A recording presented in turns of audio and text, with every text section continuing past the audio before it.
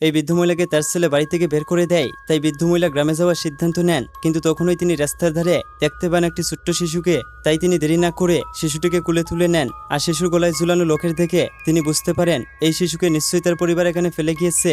তারপর বৃদ্ধ মহিলা মনে মনে ভাবেন, তাকে যেহেতু তার বউ বাড়ি থেকে বের করে দিয়েছে, তাই সৃষ্টিকর্তা হয়তো ছোট্ট শিশুটিকে তার জীবনে নতুন করে পাঠিয়েছেন। তাই বৃদ্ধ মহিলা সিদ্ধান্ত নেন তিনি এই শিশুকে বাড়িতে নিয়ে যাবেন এবং তার নিজের সন্তানের মতো বড় করবেন। তারপর এভাবে 5 বছর কেটে যায়, আর সেই ছোট্ট শিশুটি এখন অনেক বড় হয়ে যায়। কিন্তু সেই বৃদ্ধ মহিলাটি অনেক কষ্ট করে রাস্তা থেকে জিনিসপত্র কুড়িয়ে এই ছোট্ট শিশুকে বড় করে তুলেছেন, আর ছেলেটাও তার পালক মায়ের কাছে সাহায্য করত।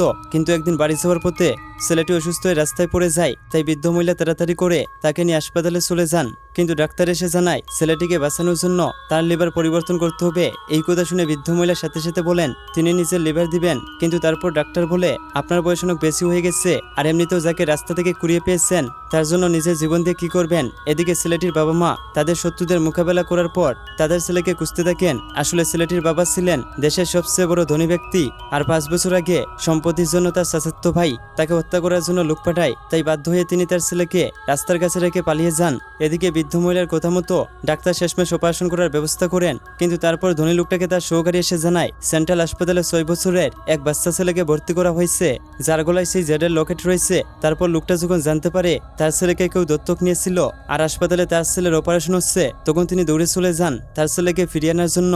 এদিকে ছেলেটির অপারেশন সফলভাবে করা হয়, কিন্তু ঠিক তখনই বৃদ্ধ মহিলা ছেলেও তার বউ সেখানে চলে আসে। এবার তো ভিডিওতে লাইক করো।